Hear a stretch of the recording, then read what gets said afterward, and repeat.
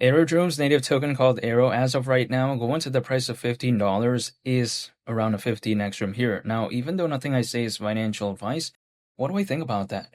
Well, first of all, I think it indicates how strong AERO has been holding up so far because yes, there's been a pullback, but then we have to take a look at it. Even just back in December of 2024, so less than a year ago at this point, the market cap at that point was around 1.5 billion. It was nearly 1.6 billion actually.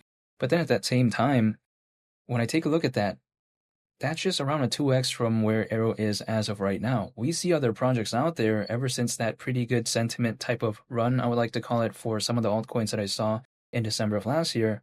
A lot of them have dipped 80, 90%, even 95%, or even more, right? But then when we take a look at AERO, it's been holding up okay. Now, some people may be thinking, okay, if let's say something dips around 50%, how is that good?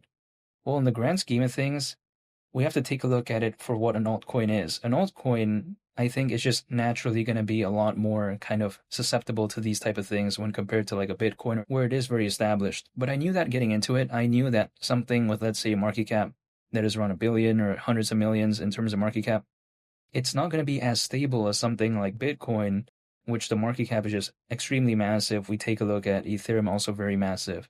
So I knew that getting into it. But then at the same time, people may be thinking, okay, if you know that, why would you get into altcoins? Well, it's because $15, again, is around a 15x from here. I don't know if Ethereum or Bitcoin could do that in the next 5 months. That's just my perspective. Now, it doesn't mean AERO will do that, but then when I take a look at the market cap at that point, considering current circulating supply, which would be around 13.5 billion, it doesn't seem like something too, I think, outlandish. Imagine if Bitcoin needed to do like a 2x, right? Can you imagine what market cap it would have? I mean, first of all, the price would have to be above $200,000. And again, it would just be so massive. I'm not saying that Bitcoin can't because I don't think I've seen it reach its ceiling. I think during this cycle, also for Ethereum, I don't think I've seen that reach its ceiling either. But then at the same time, the volume needed would be a lot. And sure, AERO might have to wait for an altcoin season, but then it's just not such a ridiculous amount. Now, at the same time, I don't really want to believe in a microcap either, so I do like AERO because Aerodrome, I think it has an established nature where the project has decent popularity, AERO has a good amount of holders, and also on top of that, I think it's in the right place at the right time. What do I mean by this? If I take a look at something like Aerodrome, it's a decentralized exchange on the Base network, and the Base network, it hasn't really become that mainstream yet. So this is kind of like, for me, a little bit, in a sense, if I were to put an analogy on it, kind of like believing in Solana before it really had that mainstream type of attention, and also believing in something like BNB, for instance.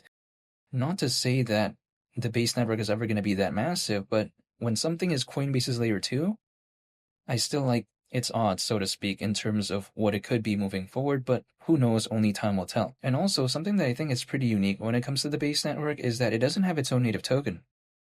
So in that sense, I think in terms of just actual popularity, it's going to make it a little bit difficult to sort of become like the next BNB or the next Solana in terms of popularity just because it doesn't have its own native token, right? But then at the same time, I think that right there, it kind of also plays to its advantage because the Base network, again, is a layer 2. We take a look at Optimism, for instance, which actually, funnily enough, helped build the Base network in collaboration with Coinbase. But besides that, we take a look at Arbitrum.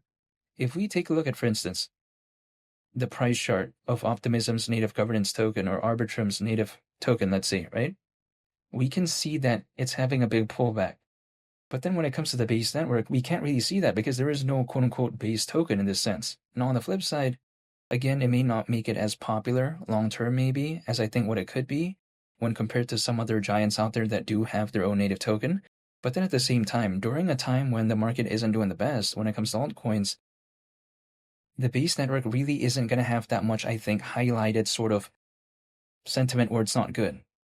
Because we can't just say, take a look at the price chart because it doesn't exist, right, when it comes to the Base network's native token. Even though the Base network has amazing statistics, if let's say the price was not doing good, in a make-believe scenario, if there was the Base token, then it would just be automatically assumed that, oh, it's not good.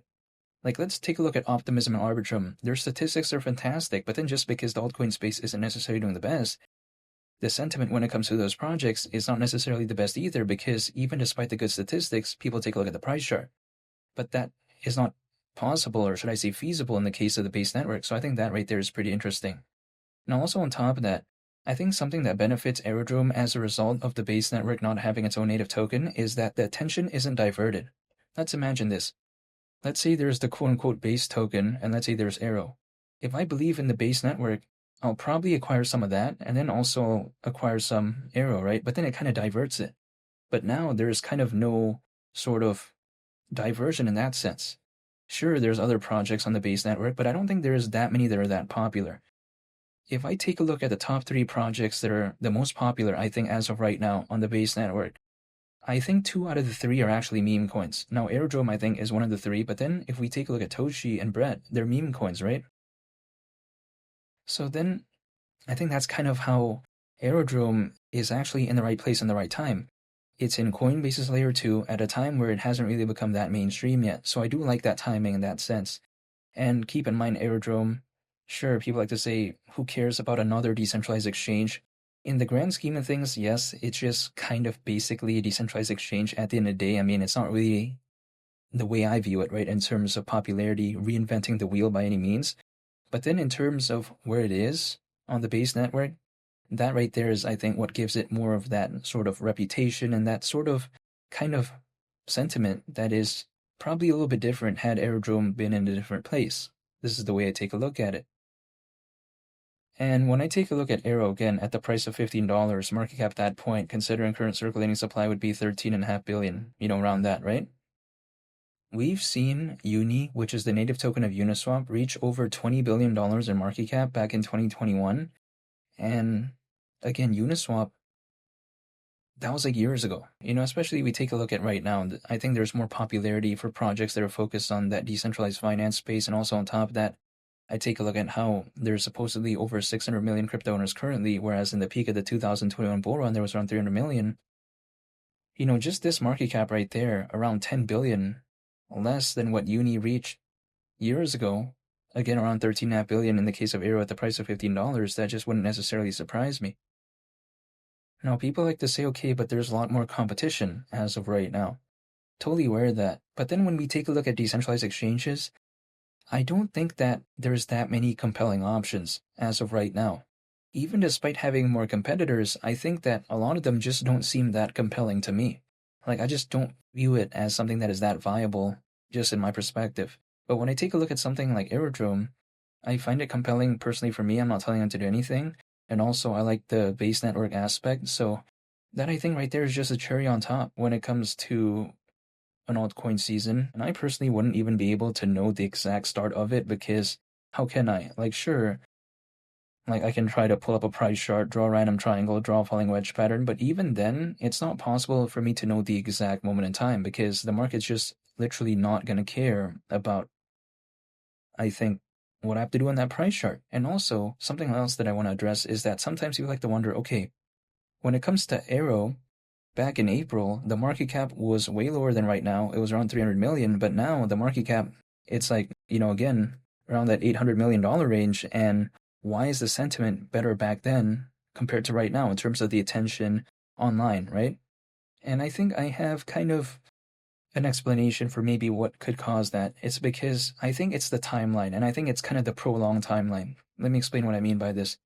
Like, usually altcoins, as a worst case scenario, they typically peak around 18 months after a Bitcoin halving event. So 18 months from April, which was when the last Bitcoin halving event happened, and of course I'm talking about April in 2024, again, 18 months from then would mean October this year. But clearly, we're already nearing the end of October. It's going to be November soon, and then at the same time, there is no start to an altcoin season, right? We haven't seen one, hypothetically, yet. If, let's say, there was even one, again, I don't think I've seen one yet during this cycle. So I think that prolonged timeline is what's causing the sentiment to, I think, not be as good, despite the market cap being way lower when it comes to AERO not too long ago. So then, in my perspective, the way I view it is that, again, it's just a prolonged timeline. Now, exactly when will there be an altcoin season? Again, it's totally beyond me. All I can do is just stay patient, dollar cost average hold, and I just wait. That's it. So whenever there's an altcoin season, if let's say it happens, I just want to be prepared by just holding. So let's say there's something that happens, it's like kind of like going along with the ride, so to speak. So that way, whether or not I'm sleeping, whether or not I'm doing something, right? If let's say for whatever reason during that moment the market wakes up, you know, it's kind of like preparing because I'm just holding the entire time anyways. I think that is sufficient enough for me to just prepare by just dollar cost averaging, holding, and just waiting. I can't perfectly anticipate when the market is going to wake up, but at least I can prepare. That's the way I view it. I'm not telling you to do anything, but this is just my point of view, and I'm still looking forward to maybe what Aerodrome could be moving forward. And I just like the concept overall, so I'm staying patient and just waiting. And feel free to subscribe if you enjoyed this video. I hope you all have a nice day. I'd greatly appreciate it. It's Malia the Captain, and I'll catch you all on the next one. I'm out. Peace. Bye.